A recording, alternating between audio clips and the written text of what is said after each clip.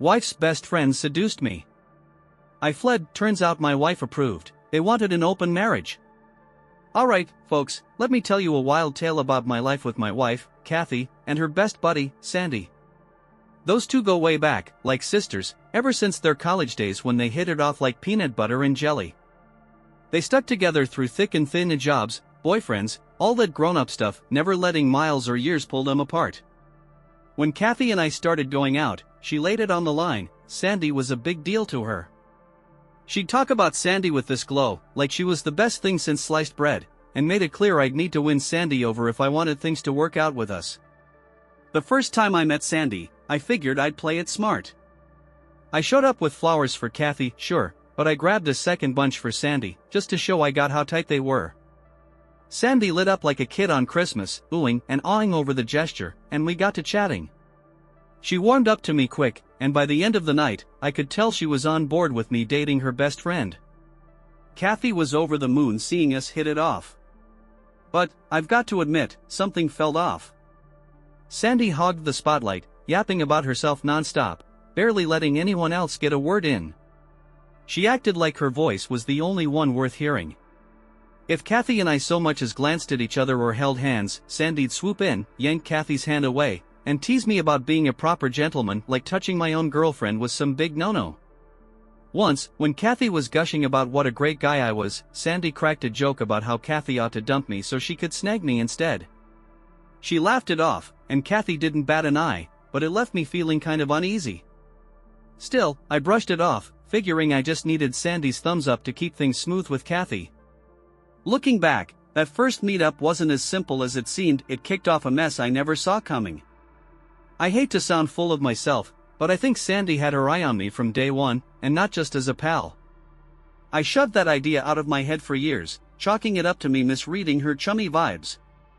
I mean, I was head over heels for Kathy. Sandy wasn't even on my radar.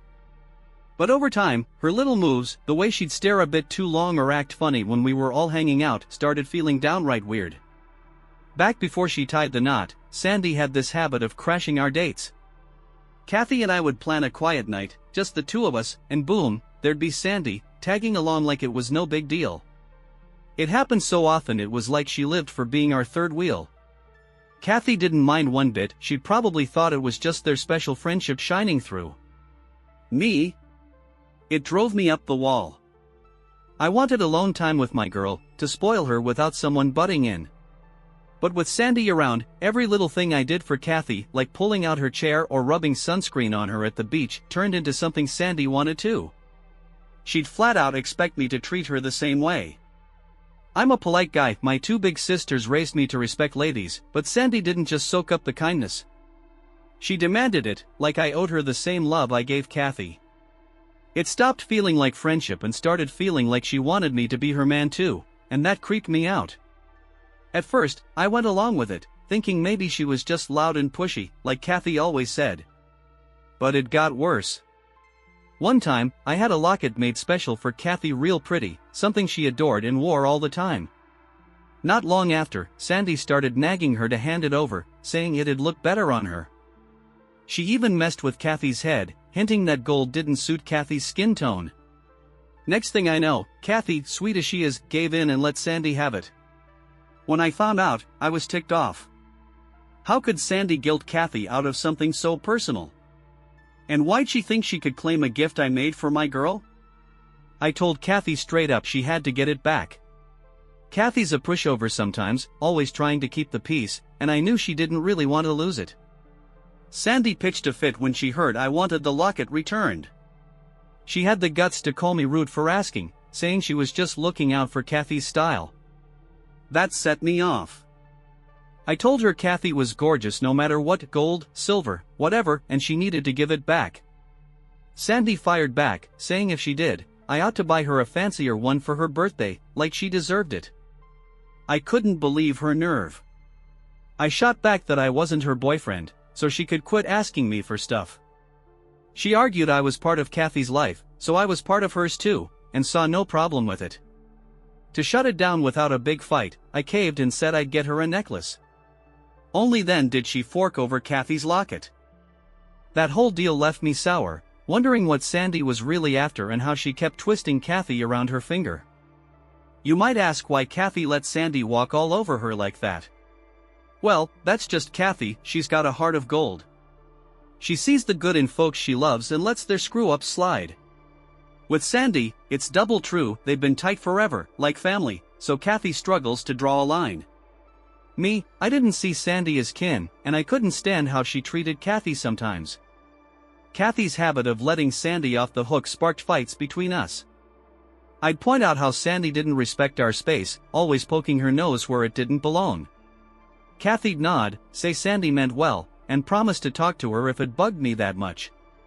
But she never did, confronting folks ain't her thing. She'd just hope it'd fix itself, and Sandy kept right on barging into our lives. When Kathy and I got hitched, we kept it low-key, just a courthouse deal with Sandy and my best buddy there. We figured we'd throw a big party later for everyone else. But even at that little wedding, Sandy stole the show, rolling up in a white mini dress. Can you believe it? I was floored, seeing her in white on Kathy's day.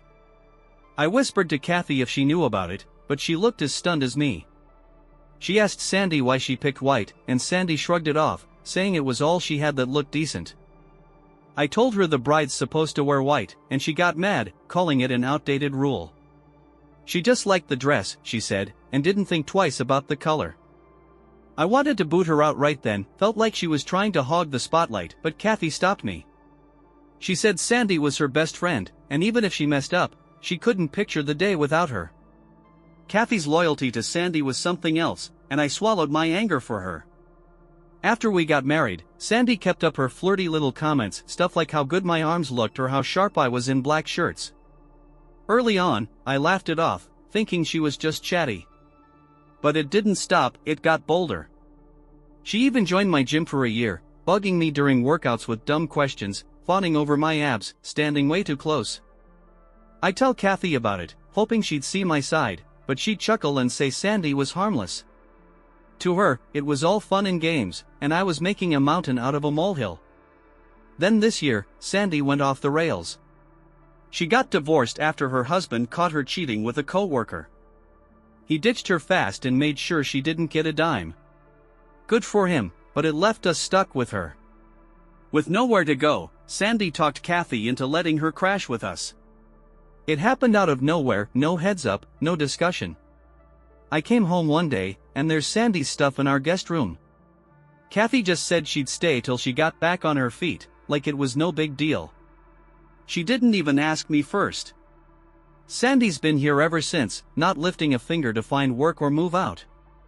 She lounges around with Kathy, sipping drinks or hitting the mall.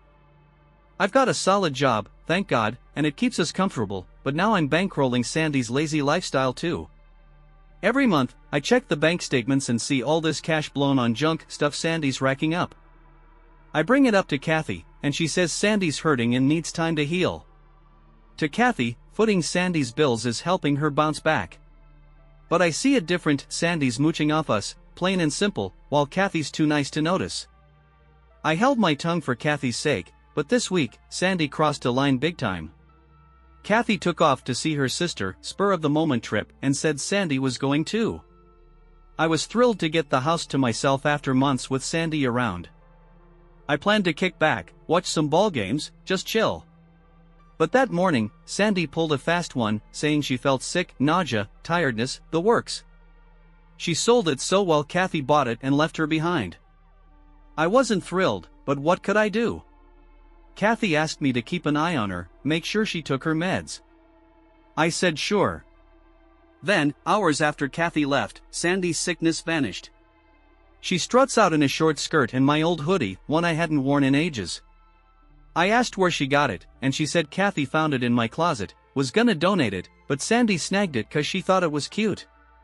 I nodded and turned back to the TV. She tried chatting me up, but I wasn't having it, kept it to one-word answers, hoping she'd buzz off. Nope.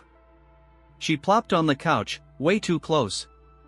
I shoved a cushion between us to keep her back, and she laughed, leaning in, asking if she was making me hot.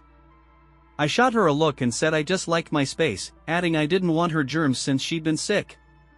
Thought that'd shut her down, but she giggled, swung her legs up, and stared at me, saying she loved how straight up I was. That flirt in her voice set me on edge. I ignored her, but she kept going, messing with my hair. I pulled away and told her to cut it out. She grinned, said I should loosen up and enjoy our alone time. I'd had it. She was way out of line, and I wasn't cool with it. If she were a dude, I'd have decked her, but I didn't want trouble, so I bolted to the kitchen to cool off. I grabbed a drink, wishing Kathy could see this. Back in the living room, Sandy upped the ante, saying I should skip TV and watch her swim instead, wanted to flaunt her new swimsuit for me. That did it. She wasn't just flirting, she was pushing me hard. I grabbed my keys and stormed out. Couldn't stay there with her acting like that. Now I'm at a cafe, alone, dreading going home. I called Kathy, told her what Sandy pulled, but she laughed it off, said it wasn't serious, just Sandy being Sandy. I pushed back, saying this wasn't normal, but she mocked me, told me to man up. I couldn't believe it. Am I crazy for freaking out over this? Here's an update, Kathy brushing me off floored me. I don't get why she's so blind to Sandy's garbage. After some advice, I called her again and said Sandy's got to go, no debate. It's not just a tiff anymore, it's my line in the sand. Kathy begged, said Sandy'd be homeless, but I said I don't care, she's out. Kathy swore she'd come home and deal with it. I'm back now, and Sandy's holed up in her room, guess Kathy warned her. Another update, this blew up overnight. You guys are right, Sandy's been stomping on my space forever. It's not just this, it's years of her pushing. I don't feel safe at home anymore. I ordered cameras for the house, living room, kitchen, so if she tries anything, I've got proof. Sandy texted me an apology, saying she didn't mean to upset me. Might be Kathy's doing. She's stayed locked in her room since. I didn't text back. One more update, a week later, Kathy's home. She and Sandy talked it out, and Sandy apologized to my face. I didn't say a word, just told her to leave. Kathy tried to sway me, but I held firm. She asked for 2 weeks for Sandy to sort herself out, and I said fine, but I wasn't happy. Then yesterday, everything flipped. I got back from my run, come in the back door like always, and heard them in the living room. They didn't hear me. Sandy said to Kathy, "You're stuck with a stiff like him." Kathy laughed. Sandy added it'd be tough to sell me on an open marriage 'cause I'm stubborn. Open marriage?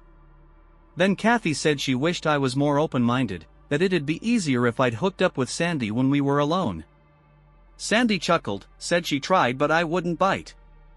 Hearing them laugh about it, I realized Kathy okayed Sandy hitting on me, planned it while she was gone. My gut churned. My wife set me up for this open marriage nonsense. It wasn't just Sandy, Kathy was in on it. How could she? I stormed in, voice shaking, and asked if it was true. Did she greenlight Sandy harassing me? Want me to sleep with her?